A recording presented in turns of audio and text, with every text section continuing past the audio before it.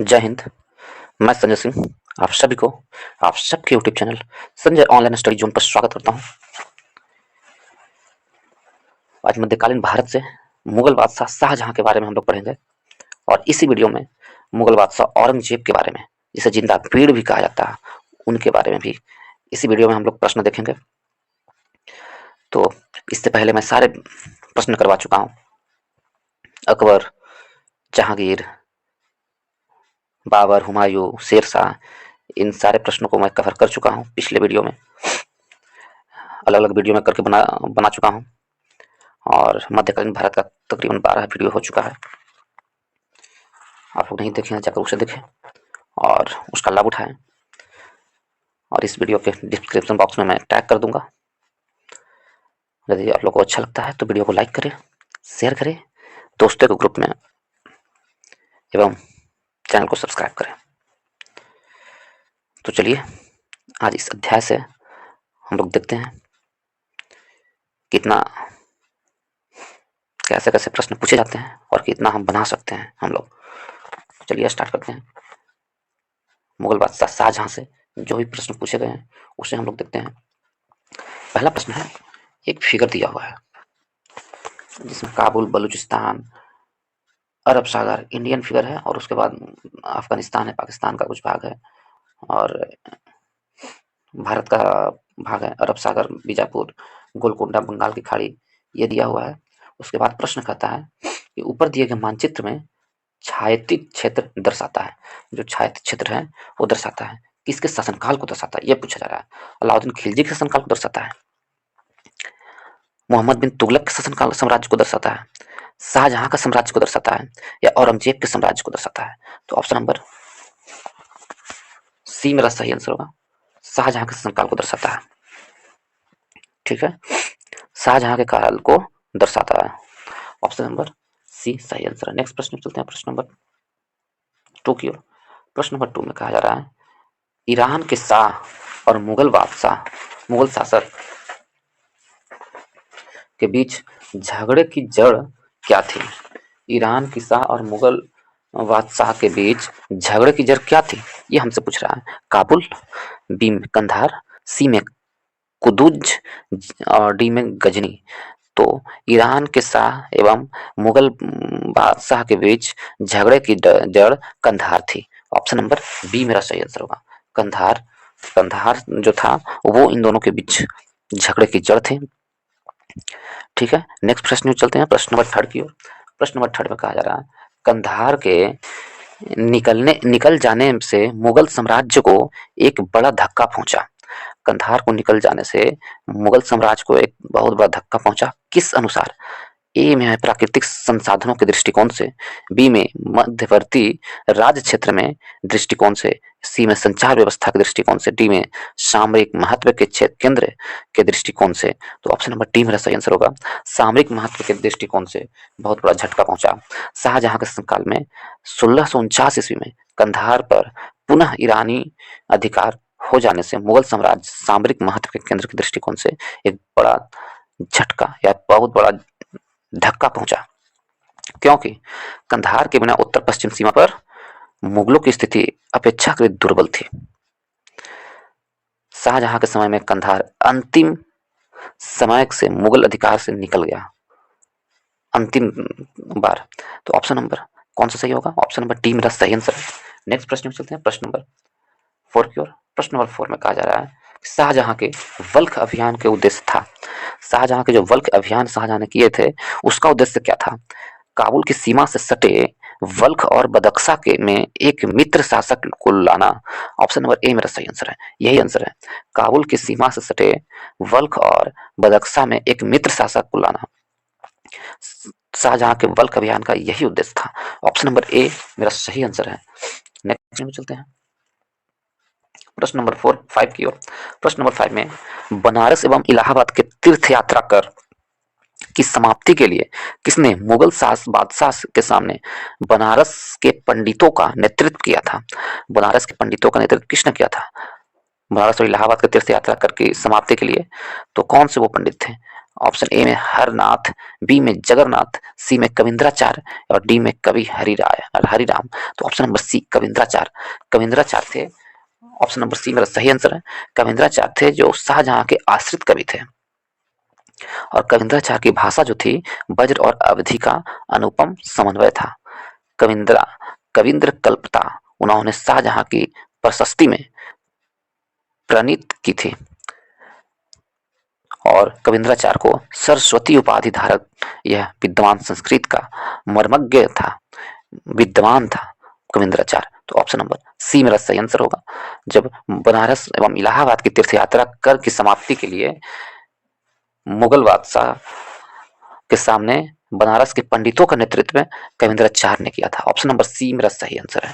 Next प्रश्न में चलते हैं, प्रश्न नंबर 6 की ओर। प्रश्न नंबर 6 में कहा जा रहा है निम्न में से कौन शाहजहां के शासनकाल का राज कवि था? शाहजहां के शासनकाल का राज कवि कौन था? कलीम, काशी, सी में कुदसी और डी में मुनीर। तो ऑप्शन नंबर ए मेरा सही आंसर है।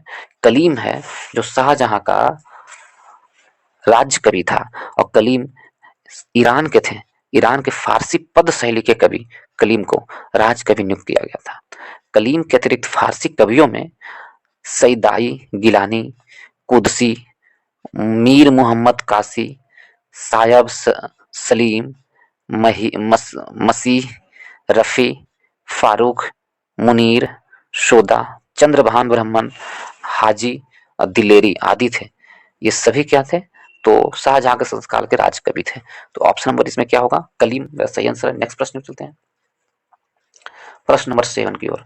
प्रश्न नंबर 7 में कहा जा रहा है मुमताज, मुमताज महल का असली नाम क्या था? मुमताज का असली नाम क्या था? उनका असली नाम 4 ऑप्शन है, अर्जुमंद बानो बेगम, लाडली बेगम, मेहरुनिसा या रोशन आरा। तो ऑप्शन नंबर ए मेरा सही आंसर है, अर्जुमंद बानो बेगम। मुमताज महल का नाम अर्जुमंद बानो बेगम। जो अर्जुमंद बानो बेगम थी आसफ खां की पुत्री थी। किसकी? आसफ खान कौन था? तो नूरजहां का भाई था और शाहजहां का एक माने तो ये मामा थे। तो आसफ खां के पुत्री थी अर्जुमंद बानो बेगम और इनका विवाह मुगल बादशाह जहांगीर के बेगम का विवाह अर्जुमंद बानो बेगम का मुगल बादशाह जहांगीर के पुत्र शहजादे खुर्रम से हुआ था, के साथ हुआ। भविष्य में अर्जुमंद बानो बेगम मुमताज महल के नाम से प्रसिद्ध हुई। तो ऑप्शन नंबर ए मेरा सही आंसर है। नेक्स्ट प्रश्न में चलते हैं, प्रश्न नंबर 8 की ओर। 8 में कहा जा रहा है हिंदू तथा ईरानी वास्तुकला का सर्वप्रथम समन्वय हमें देखने को मिलती है कहा? किस किस किले में या किस किले में हिंदू और ईरानी कला के वस्तु का सर्वप्रथम समन्वय हमें देखने को मिलती है? 4 ऑप्शन है, ताजमहल में, लाल किले में, पंचमहल में या शेर शाह के मकबरे में। तो ऑप्शन नंबर ए ताजमहल में। ऑप्शन नंबर ए मेरा सही आंसर है। नेक्स्ट प्रश्न पे चलते हैं, प्रश्न नंबर 9 की ओर। प्रश्न नंबर 9 में कहा जा रहा है निम्न में से किस मुगल बादशाह ने दिल्ली की जामा मस्जिद का निर्माण करवाया था? तो दिल्ली के जामा मस्जिद का निर्माण करवाने वाला कौन मुगल बादशाह था? अकबर, जहांगीर, शाहजहां या औरंगजेब? तो ऑप्शन नंबर सी मेरा सही आंसर होगा। मुगल बादशाह शाहजहां ने दिल्ली के जामा मस्जिद का निर्माण करवाया था। ऑप्शन नंबर सी मेरा सही आंसर है। कौन थे? तो शाहजहां। नेक्स्ट प्रश्न पे चलते हैं, प्रश्न नंबर 10 की ओर। प्रश्न नंबर 10 में कहा जा रहा है दिल्ली की प्रसिद्ध जामा मस्जिद का निर्माण किसने किया था? तो ऑप्शन नंबर बी शाहजहां ने, अभी जस्ट हमने देखा है। ऑप्शन नंबर बी मेरा सही आंसर होगा। नेक्स्ट प्रश्न में चलते हैं, प्रश्न नंबर 11 की ओर। 11 में कहा जा रहा है निम्नलिखित में से किसने साम्राज्य की राजधानी आगरा से दिल्ली को स्थानांतरित की थी? साम्राज्य की राजधानी आगरा से दिल्ली स्थानांतरित करने वाला कौन सा राजा था? तो वो 4 ऑप्शन है, आगरा अकबर ने, जहांगीर ने, शाहजहां ने या औरंगजेब ने। 1628 ईस्वी में शाहजहां ने अबुल अबुल मुजफ्फर शहाबुद्दीन मुहम्मद साहिब किरण ए सानी की उपाधि धारण कर गद्दी पर बैठा। ठीक है, कौन सी उपाधि धारण कर? अबुल मुहम्मद मुजफ्फर शहाबुद्दीन मुहम्मद साहिब किरण ए सानी की उपाधि से राजगद्दी पर बैठा। ठीक है, और आगरा में उसका राजाभिषेक हुआ। इसी ने राजधानी आगरा से दिल्ली स्थानांतरित की। किसने? शाहजहां ने। शाहजहां ने राजधानी अपनी आगरा से दिल्ली में स्थानांतरित कर दी। कब? तो 1628 ईस्वी में। ऑप्शन नंबर सी मेरा सही आंसर होगा। नेक्स्ट प्रश्न में चलते हैं, प्रश्न नंबर 11th 12th की ओर। मैच करना है, एक तरफ स्मारक है, एक तरफ निर्माता है। अलाई दरवाजा दिल्ली में है, किसने बनाया था? अलाउद्दीन खिलजी ने। बिल्कुल सही है, सामने सामने सही है, ठीक है। और यहाँ बी देखते हैं, थोड़ा छोटा कर लो छोटा। तो और बी में है बुलंद दरवाजा फतेहपुर सीकरी में ये बनाए थे अकबर ने, बिल्कुल सही। मोती मस्जिद आगरा में शाहजहां ने बनाया था, ये भी सही। और मोती मस्जिद दिल्ली में औरंगजेब ने बनाया था, ये भी सही। तो 1 2 3 4 सभी सही है। ऑप्शन नंबर सी मेरा सही आंसर होगा, 1 2 3 4। एक बार पढ़ देते हैं, अलाई दरवाजा कहाँ है? दिल्ली में, अलाउद्दीन खिलजी ने। बुलंद दरवाजा फतेहपुर सीकरी में अकबर ने। और मोती मस्जिद आगरा में शाहजहां ने। और एक मोती मस्जिद दिल्ली में है जो औरंगजेब ने। काफी इंपॉर्टेंट है, ये कंफ्यूजन है ये दोनों मोती मस्जिद में, उसे याद रखिएगा। एक मोती मस्जिद जो आगरा में है वो शाहजहां ने, और एक मोती मस्जिद जो दिल्ली में है वो और औरंगजेब ने बनाया था। तो ऑप्शन नंबर सी मेरा सही आंसर। नेक्स्ट प्रश्न में चलते हैं, प्रश्न नंबर 13 की ओर। प्रश्न नंबर 13 में कहा जा रहा है, दिल्ली के लाल किले का निर्माण करवाया था। तो दिल्ली के लाल किले का निर्माण किसने करवाया था? अकबर ने, नूरजहां ने, जहांगीर ने, शाहजहां ने। तो ऑप्शन नंबर डी मेरा सही आंसर होगा। दिल्ली के लाल किले का निर्माण कौन करवाए थे? तो शाहजहां ने करवाया था। अकबर ने फतेहपुर सीकरी के निर्माण करवाया था। उसी तरह शाहजहां ने दिल्ली में अपने शाहजहानाबाद नामक स्थान पर लाल किले का निर्माण करवाया, ठीक है। ऑप्शन नंबर डी मेरा सही आंसर है। नेक्स्ट प्रश्न चलते हैं, प्रश्न नंबर 14th की ओर। 14th में कहा जा रहा है, लाल किले का निर्माण के श्रेय का अधिकार कौन है? लाल किले के निर्माण का श्रेय का अधिकार कौन है? सिकंदर लोदी, अकबर, जहांगीर या शाहजहां। तो ऑप्शन नंबर डी मेरा सही आंसर होगा, वो है शाहजहां। नेक्स्ट प्रश्न में चलते हैं, प्रश्न नंबर 15 की ओर। 15 में कहा जा रहा है, उपनिषदों का फारसी में अनुवाद किस मुगल सम्राट के शासनकाल में हुआ? उपनिषदों का फारसी में अनुवाद किस मुगल सम्राट के शासनकाल में हुआ? शाहजहां के समय में, अकबर के समय में, जहांगीर के समय में, औरंगजेब के समय में। तो उपनिषदों का फारसी में अनुवाद शाहजहां के समय में हुआ था।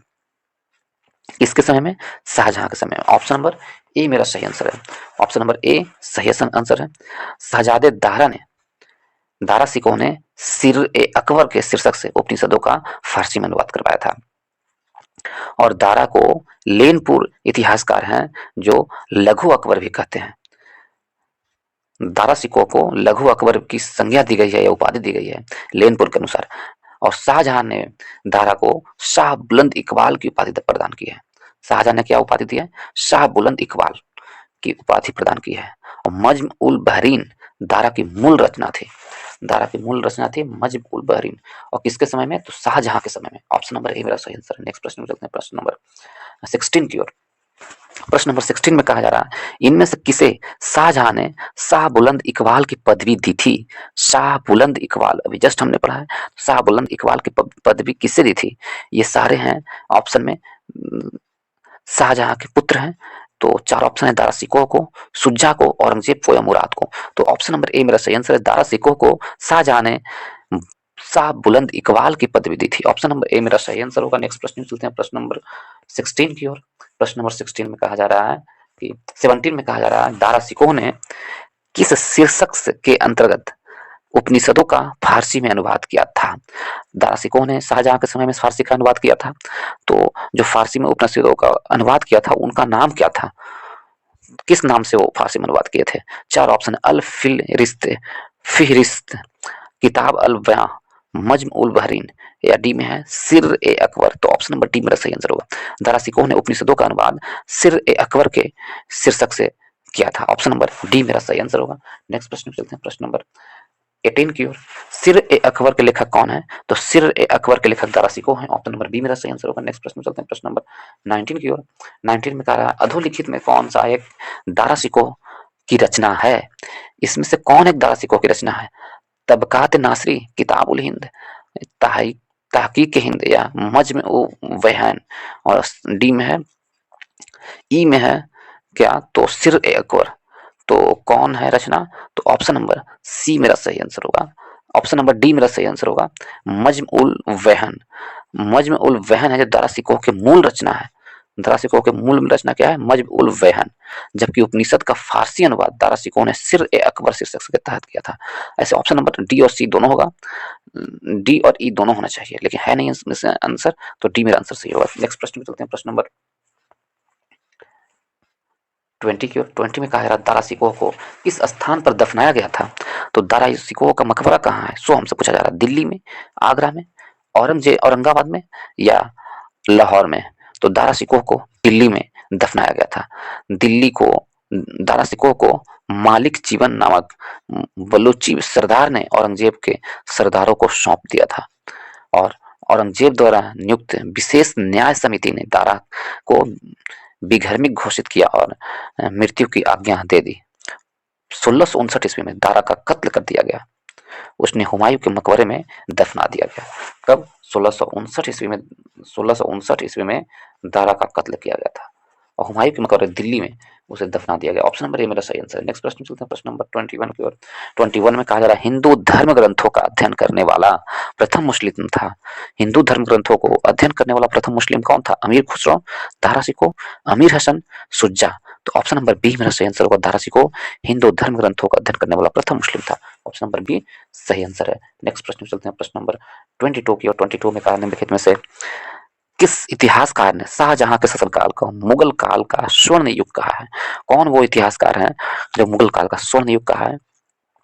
तो इतिहासकार 4 दिए हैं, इसमें से बी.एम. स्मिथ ने, जे.एन. सरकार ने, ए.एल. श्रीवास्तव ने, या उपरोक्त में से कोई नहीं? तो option number C, A L. Srivastava ने मुगल बादशाह शाहजहां के काल को स्वर्ण युग कहा है। किसने? ए.एल. श्रीवास्तव ने कहा है। उनके अनुसार मुगल कालीन भारत जो था, और उसमें शाहजहां का जो शासनकाल था वो मध्ययुगीन इतिहास का स्वर्ण युग के नाम से प्रसिद्ध बताया है ए.एल. श्रीवास्तव ने। परंतु परंतु जे.एन. सरकार, ऑप्शन नंबर तो सी होगा मेरा, परंतु जे.एन. सरकार और बी.एस. स्मिथ ने, जैन सरकार और बी.एस. स्मिथ ने शाहजहां के काल को स्वर्ण युग मानने के पक्ष में नहीं है, वो इनसे इनकार किए हैं। और आर.एस. शर्मा है ने शाहजहां के काल को स्पष्ट रूप से मुगल काल का स्वर्ण काल माना है। तो ऑप्शन नंबर सी मेरा सही आंसर है। नेक्स्ट प्रश्न चलते हैं, प्रश्न नंबर 23 की ओर। 23 में कहा जा रहा है, सुप्रसिद्ध कोहिनूर हीरा शाहजहां को किसने उपहार में दिया था? कोहिनूर हीरा किसने दिया था शाहजहां को उपहार में? औरंगजेब ने, मुराद ने, मीर जुमला ने, या अबुल हसन कृतवे शाह ने? तो ऑप्शन नंबर सी मेरा सही आंसर होगा, मीर जुमला ने कोहिनूर हीरा शाहजहां को उपहार में दिया था। ऑप्शन नंबर सी मेरा सही आंसर है। नेक्स्ट प्रश्न चलते हैं, प्रश्न नंबर 24 की ओर। 24 है, इसमें किस मुगल बादशाह ने बलबन द्वारा प्रारंभ किए गए दरबारी हिजाब सिजदा समाप्त कर दिया था? तो सिजदा को समाप्त करने वाला कौन था? एक सिजदा और पैबोस था, वो दोनों को समाप्त करने वाला कौन सा शासक था? तो ऑप्शन नंबर सी, शाहजहां थे जो सिजदा और पैबोस को समाप्त कर दिए थे। तो ऑप्शन नंबर सी मेरा सही आंसर होगा। नेक्स्ट प्रश्न में चलते हैं, प्रश्न नंबर 25 की ओर, और शाहजहां से संबंधित ये अंतिम प्रश्न होगा दोस्तों। यदि आप लोग को इससे कुछ भी सीखने के लिए हो तो वीडियो को लाइक करें, दोस्तों के ग्रुप में शेयर करें, और चैनल को सब्सक्राइब करना ना भूलें दोस्तों। तो चलिए इस शाहजहां के अंतिम प्रश्न देखते हैं, उसके बाद औरंगजेब स्टार्ट करेंगे हम लोग। तो अंतिम प्रश्न क्या है? शाहजहां ने निम्नलिखित में से कौन शाहजहां के शासनकाल में अधिकांश दक्कन का गवर्नर रहा है? अधिकांश समय तक दक्कन का गवर्नर रहा है। दारा शिकोह, मुराद बख्श, शाह शुजा, या औरंगजेब? जब शाहजहां का शासनकाल था तो दक्कन का गवर्नर अधिक समय तक औरंगजेब रहे थे। ऑप्शन नंबर डी मेरा सही आंसर है, औरंगजेब रहा था। और औरंगजेब 1636-44 ईस्वी तक दक्कन के गवर्नर रहा था, और 1652 ईस्वी में उसे पुनः इस पद पर नियुक्त किया गया था, जिस पर उत्तराधिकारी युद्ध में विजय और मुगल बादशाह बना था। तो ऑप्शन नंबर डी मेरा सही आंसर होगा। अब नेक्स्ट चैप्टर देखते हैं, नेक्स्ट बादशाह देखते हैं, मुगल बादशाह औरंगजेब के बारे में हम लोग पढ़ेंगे इसी वीडियो में।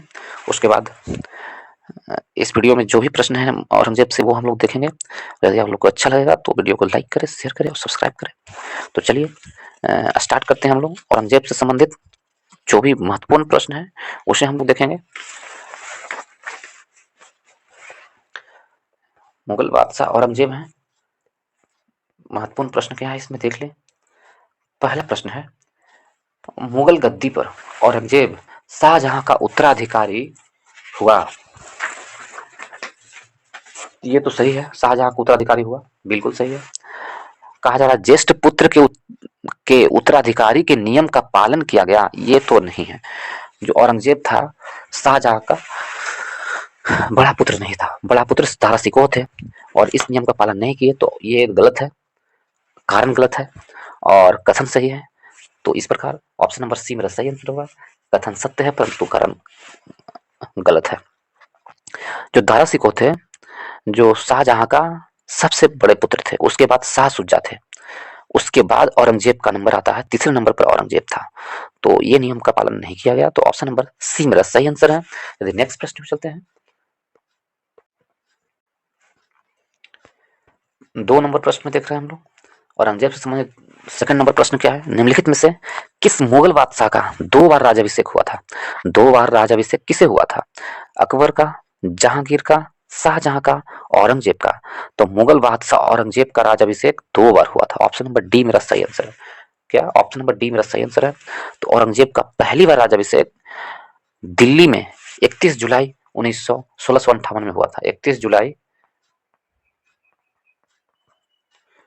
1658 में, ठीक है, पहली बार कहाँ हुआ था? दिल्ली में। उसका दूसरा राज्याभिषेक, मुगल बादशाह औरंगजेब का दूसरा राज्याभिषेक 15 जून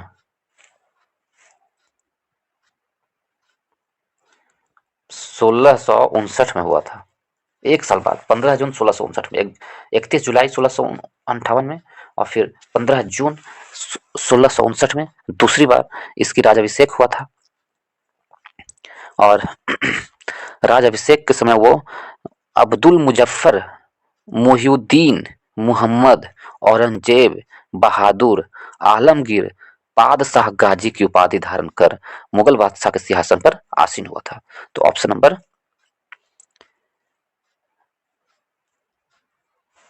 डी मेरा सही आंसर होगा। 2 बार हुआ था औरंगजेब का। नेक्स्ट प्रश्न करते हैं, प्रश्न नंबर थर्ड की ओर। प्रश्न नंबर थर्ड में कहा जा रहा है धर्मट का युद्ध, धर्मट का युद्ध निम्न में से किनके बीच लड़ा गया था? धर्मट का युद्ध किनके किनके बीच हुआ था? मोहम्मद गौरी और जयचंद का नहीं, ये चंदेरी का युद्ध था। बाबर और अफगान के बीच नहीं। औरंगजेब और दारा सिकोह, हाँ ऑप्शन नंबर सी मेरा सही आंसर होगा। औरंगजेब और दारा सिकोह के बीच धर्मट का युद्ध लड़ा गया था 1658 में। 1658 में औरंगजेब और दारा सिकोह के बीच धर्मट का युद्ध लड़ा गया था। ऑप्शन नंबर सी मेरा सही आंसर होगा। नेक्स्ट प्रश्न पे चलते हैं, प्रश्न नंबर 4 की ओर। औरंगजेब ने जोधपुर के शासक जसवंत सिंह को 1658 ईस्वी में धर्मट के युद्ध में पराजित किया था। धर्मट किस राज्य में स्थित है? यह प्रश्न पूछा है। धर्मट है जो किस राज्य में स्थित है? तो धर्मट है जो मध्य प्रदेश में स्थित है। मध्य प्रदेश के स्थित उज्जैन के निकट धर्मक नामक स्थान पर जो युद्ध हुआ था औरंगजेब और दारा सिकोह के बीच, जो दारा सिकोह की तरफ से जोधपुर के राजा जसवंत सिंह ने दारा सिकोह की तरफ से लड़ाई लड़ा था। कौन? जोधपुर के राजा थे जसवंत सिंह, उन्होंने दारा सिकोह की ओर से लड़ाई लड़े थे औरंगजेब के विरुद्ध और वो हार गए थे धर्मट के युद्ध में। तो वो कहाँ, धर्मट कहाँ है? तो option number B Madhya Pradesh में। ऑप्शन नंबर बी मेरा सही आंसर। नेक्स्ट प्रश्न चलते हैं, प्रश्न नंबर 5 की ओर। 5 में कहा जाए मुगल बादशाह जिसने श्रीनगर गढ़वाल में आश्रय लिया था, कौन मुगल बादशाह था जो श्रीनगर के गढ़वाल में आश्रय लिया था? मुराद, औरंगजेब, दारा सिकोह, सुलेमान सिकोह? तो ऑप्शन नंबर डी मेरा सही आंसर होगा, सुलेमान सिकोह। सुलेमान सिकोह था जो दारा सिकोह के पुत्र था। उसने श्रीनगर गढ़वाल के शासक पृथ्वी सिंह के यहाँ शरण लिया था। पृथ्वी सिंह के यहाँ शरण लिया था। ऑप्शन नंबर डी मेरा सही आंसर है। नेक्स्ट प्रश्न में चलते हैं, प्रश्न नंबर 6 की ओर। प्रश्न नंबर 6 में कहा जा रहा है औरंगजेब के किस पुत्र ने विद्रोह करके राजपूतों के विरुद्ध अपने पिता की स्थिति दुर्बल कर दी थी? वो औरंगजेब का कौन सा पुत्र था? आजम था, अकबर था, मुअज्जम था या काम बख्श था? तो ऑप्शन नंबर बी मेरा सही आंसर होगा, वो अकबर था। औरंगजेब का पुत्र मोहम्मद अकबर थे, 1681 ईस्वी में विद्रोह करके राजपूतों के विरुद्ध अपने पिता की स्थिति को दुर्बल कर दिया था। ऑप्शन नंबर बी मेरा सही आंसर होगा। नेक्स्ट प्रश्न चलते हैं, प्रश्न नंबर 7 की ओर। 7 में कहा जा रहा है किस मुगल सेनापति के साथ शिवाजी ने 1665 ईस्वी में पुरंदर की संधि पर हस्ताक्षर किए थे? वो मुगल सेनापति कौन थे उसके साथ शिवाजी ने हस्ताक्षर किए थे? 4 ऑप्शन है, दिलेर खां, बी में जय सिंह, सी में जसवंत सिंह, डी में शाइस्ता खां। तो ऑप्शन नंबर बी मेरा सही आंसर होगा और ये प्रश्न काफी पूछे गए हैं। ऑप्शन नंबर बी, मुगल बादशाह औरंगजेब का सेनापति जयसिंह के साथ शिवाजी ने 1665 ईस्वी में पुरंदर की संधि किए थे। और जबकि औरंगजेब ने जयसिंह को, कछवाहा शासक थे जयसिंह, उन्हें शिवाजी के दमन के लिए भेजा था, परंतु जयसिंह थे जो युद्ध और शांति दोनों में कलाओं में निपुण थे, वह इन दोनों कलाओं में निपुण थे, इसलिए शिवाजी के साथ उन्होंने संधि कर ली 1665 ईस्वी में। Option number C, option number B मेरा सही आंसर होगा। नेक्स्ट प्रश्न चलते हैं 8 की ओर। प्रश्न नंबर 8 में कहा जा रहा है कि किस मुगल बादशाह को जिंदा पीर कहा जाता है। ये उपाधि मिली थी, किस मुगल बादशाह को जिंदा पीर कहा जाता है। जस्ट हमने फर्स्ट में ही बताया था, मुगल बादशाह औरंगजेब को जिंदा पीर कहा जाता है। ऑप्शन को बी मेरा सही आंसर होगा, मुगल बादशाह औरंगजेब। नेक्स्ट प्रश्न को चलते हैं प्रश्न नंबर 9 की ओर। 9 में कहा जा रहा है कि निम्न में से कौन जिंदा पीर के नाम से जाना जाता है। तो अभी हम लोग ने पढ़ा जिंदा पीर के नाम से मुगल बादशाह औरंगजेब को जाना था। ऑप्शन नंबर सी मेरा सही आंसर है। नेक्स्ट प्रश्न चलते हैं प्रश्न नंबर 10 की ओर। 10 में कहा औरंगजेब के काल में कौन यूरोपीय यात्री भारत आया था। औरंगजेब के काल में कौन सा यूरोपीय यात्री भारत आया था। William Hawkins, Thomas Roe, Antonio Monserrate, डी में पीटर मुंडी। तो औरंगजेब के काल में कौन भारत आया था यूरोपीय यात्री। यदि हम देखें विलियम हॉकिंस को, तो विलियम हॉकिंस और टॉमस रो को हम यदि देखें ऑप्शन नंबर ए और ऑप्शन नंबर बी को हम लोग देखें, तो ये दोनों जहांगीर के समय में आए थे। ठीक है, दोनों जहांगीर के समय में आए थे। हॉकिंस और टॉमस रो जहांगीर के समय में आए थे। पीटर मुंडी शाहजहां के काल में आए थे। अंग्रेजी यात्री पीटर मुंडी थे जो शाहजहां के समय में आए थे। और एंटोनियो मोसेराट अकबर के समय में आए थे। सी वाला एंटोनियो मोसेराट है जो अकबर के समय में आए थे, अकबर के समय में। और ये शाहजहां के समय में आए थे।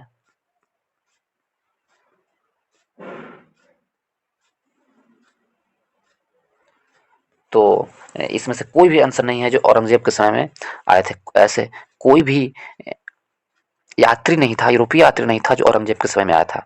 तो इनमें से कोई भी आंसर नहीं होगा। नेक्स्ट प्रश्न चलते हैं प्रश्न नंबर 11 की ओर। 11 में कहा जा रहा है औरंगजेब ने दक्षिण में जिन दो राज्यों को विजय किया था वह थे, कौन से दो राज्य थे जो औरंगजेब ने उसे विजय किया था। तो औरंगजेब ने दक्षिण में दो राज्य, उसका नाम बताना है। ऑप्शन ए में है अहमदनगर एवं बीजापुर, ऑप्शन बी में है बिद्दर एवं बीजापुर, ऑप्शन सी में है बीजापुर एवं गोलकुंडा, ऑप्शन डी में है गोलकुंडा एवं अहमदनगर। तो औरंगजेब ने बीजापुर एवं गोलकुंडा को दक्षिण में विजय करके अपने साम्राज्य में सम्मिलित किया था। ऑप्शन नंबर सी मेरा सही आंसर होगा। नेक्स्ट प्रश्न में चलते हैं प्रश्न नंबर 12 की ओर। प्रश्न नंबर 12 में कहा जा रहा है औरंगजेब ने बीजापुर को की विजय कब की थी। तो औरंगजेब ने बीजापुर की विजय कब की थी। 1685 ईस्वी में, बी में 1686 में, सी में 1687 में, डी में 1684 में। तो औरंगजेब ने 1686 ईस्वी में बीजापुर पर अधिकार कर लिया था, 1686 ईस्वी में बीजापुर पर, और गोलकुंडा पर 1687 ईस्वी में। तो ऑप्शन नंबर बी मेरा सही आंसर होगा, 1686 पर बीजापुर में अधिकार कर लिया था औरंगजेब ने। नेक्स्ट प्रश्न चलते हैं प्रश्न नंबर 13 की ओर। प्रश्न नंबर 13 में एक मानचित्र दिया हुआ है, इसे देख लें। मानचित्र है, ठीक है, इसे देखें। और इसमें कहा जा रहा है, ऑप्शन दिया हुआ है। ऑप्शन में है, ऑप्शन ए में है 1601 में खान देश के विजय के समय अकबर का राज्य, 1605 में अकबर की मृत्यु के समय उसका राज्य, हैदराबाद विजय के समय औरंगजेब का राज्य, या 1717 ईस्वी में, 1707 ईस्वी में औरंगजेब की मृत्यु के समय उसका राज्य। तो ऑप्शन नंबर डी मेरा सही आंसर होगा। जो 1707 ईस्वी में औरंगजेब की मृत्यु हुआ था उस समय उसका राज्य अधिकतर शासन औरंगजेब के हाथों से निकल चुका था। तो वो दर्शाया हुआ है इस चित्र में। तो ऑप्शन नंबर डी मेरा सही आंसर होगा। ऑप्शन नंबर डी सही आंसर है, ठीक है। नेक्स्ट प्रश्न में चलते हैं प्रश्न नंबर 14 की ओर। प्रश्न नंबर 14 में कहा जा रहा है कि किस बादशाह के अंतर्गत मुगल सेना में सर्वाधिक हिंदू सेनापति थे। कौन बादशाह के अंतर्गत सबसे अधिक हिंदू सेनापति थे। यदि देखें तो चार ऑप्शन है। चार ऑप्शन में यदि अकबर के बारे में देखें तो अकबर के समय में हिंदू सेनापति की संख्या 16% थी।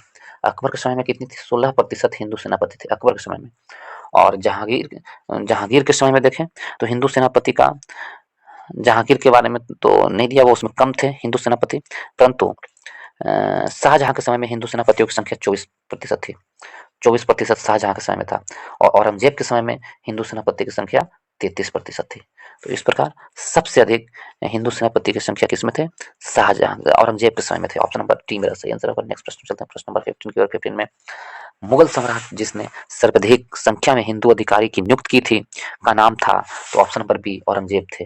औरंगजेब ने सबसे अधिक संख्या में हिंदू सेनापति को नियुक्त किया था। ऑप्शन नंबर बी मेरा सही आंसर होगा। नेक्स्ट प्रश्न चलते हैं, प्रश्न नंबर 16 की ओर।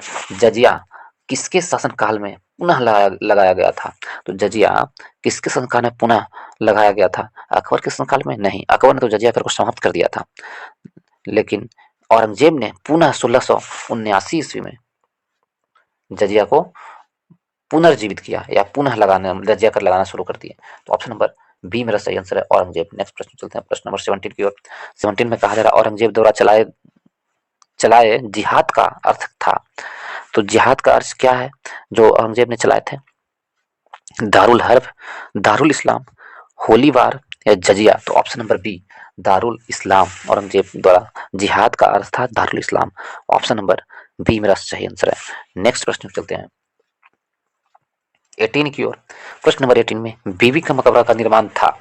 तो बीबी का मकबरा का निर्माण हुमायूं, शाहजहां, अकबर, अकबर द्वितीय या औरंगजेब? बीबी का मकबरा का निर्माता शाह औरंगजेब था। ऑप्शन नंबर डी मेरा सही आंसर होगा। औरंगजेब ने बीबी के मकबरा का निर्माण 1678 ईस्वी में करवाया था। अपने बीबी रजिया उद दौला के मकबरे के लिए करवाया था। तो बीबी का मकबरा भी कहा जाता है उसे। और इसकी स्थापत्य कला सुप्रसिद्ध ताजमहल पर आधारित था। इसे द्वितीय ताजमहल भी कहा जाता है। बीबी के मकबरा को क्या कहा जाता है? द्वितीय ताजमहल भी कहा जाता है। तो ऑप्शन नंबर डी मेरा सही आंसर होगा। नेक्स्ट प्रश्न चलते हैं, प्रश्न नंबर 19 में कहा जा रहा है कौन सा मकबरा द्वितीय ताजमहल कहा जाता है? अभी जस्ट हमने बताया। तो द्वितीय ताजमहल के रूप में कौन सा मकबरा को जाना जाता है? तो बीबी के मकबरा को द्वितीय ताजमहल के रूप में जाना जाता है। ऑप्शन इसमें नहीं दिया हुआ है, द्वितीय ताजमहल बीबी के मकबरा को कहा था। ऑप्शन नंबर सी मेरा सही आंसर होता, इसमें नहीं दिया हुआ। चलिए नेक्स्ट प्रश्न चलते हैं, प्रश्न नंबर नेक्स्ट प्रश्न क्या? औरंगजेब ने किसको साहिवाल उज्जमा साहिबाद उज जमानी की उपाधि धारण की थी? साहिबाद उज जमानी की उपाधि धारण की थी। तो औरंगजेब ने किसे साहिबाज उज जमानी की उपाधि धारण की थी? तो ऑप्शन नंबर सी जहां आरा को साहिबाज उल जमानी की उपाधि धारण की थी औरंगजेब ने। ऑप्शन नंबर सी मेरा सही आंसर होगा। नेक्स्ट प्रश्न में चलते हैं, प्रश्न नंबर 22 में कहा जा रहा है संत रामदास को किसके शासनकाल में संबंधित किया जाता है? संत रामदास थे जो औरंगजेब के शासनकाल से संबंधित थे। और संत Ramdas option number D, Ramdas जो थे चौथे गुरु थे, सिखों के चौथे गुरु थे रामदास। ठीक है, सिख संप्रदाय के चौथे गुरु थे। उस समय किसका शासनकाल चल रहा था? तो उस समय मुगल बादशाह औरंगजेब का शासनकाल चल रहा था। ऑप्शन नंबर डी मेरा सही आंसर होगा। नेक्स्ट प्रश्न चलते हैं, प्रश्न नंबर 23 की ओर। इसके बाद औरंगजेब से संबंधित प्रश्न समाप्त हो जाएंगे दोस्तों। ये लास्ट प्रश्न है औरंगजेब से संबंधित। यदि आप लोगों को वीडियो अच्छा लगा हो तो वीडियो को लाइक करें, दोस्तों के ग्रुप में शेयर करें और चैनल को सब्सक्राइब करना ना भूलें दोस्तों। तो चलिए लास्ट प्रश्न को देखते हैं। दिल्ली के लाल किले में मोती मस्जिद का निर्माण किया था? हम लोग पहले ही पढ़े थे। तो दिल्ली के लाल किले में मोती मस्जिद का निर्माण किसने किया था? तो अकबर ने, सॉरी औरंगजेब ने दिल्ली के